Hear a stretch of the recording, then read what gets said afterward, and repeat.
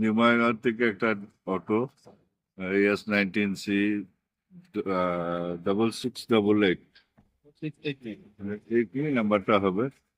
Patient নিয়ে আসতেছিল, ঠিক জলিম্যাক্সের সামনে রাস্তায় কাজ হচ্ছিল। হঠাৎ করে রং সাইড দিয়ে একটা ট্র্যাক্টর জিনিস ছিল ওর মধ্যে, রং সাইড দিয়ে ঢুকে যাওয়াতে ওই টেম্পোর সাথে ধাক্কা লাগাতে ওই গাড়িতে থাকা তিনজন প্যাসেঞ্জারের ভিতরে একজন একটু গুরুতর আঘাত পাইছে। ইভেন ড্রাইভারে ভালো যে ঠোঁটে লাগছে, কপালে লাগছে, যে আঘাত প্রাপ্ত হয়েছে। এখন 24 ঘন্টা না গেলে পরে বোঝা যাচ্ছে না ড্রাইভারের মেন পজিশনটা।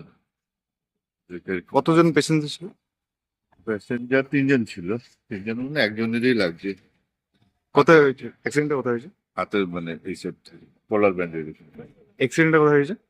জলিম্যাক্স তার সাথে ট্রেক্টর কি রং সাইডে ছিল নাকি? রং সাইড দিয়ে, রং সাইড তারপরে কি জলিম্যাক্সের সামনে আপনার কাজ হচ্ছিল, রাস্তার কাজ হচ্ছিল, তো ওয়ান সাইড দিয়েই আসা যাওয়া হতো।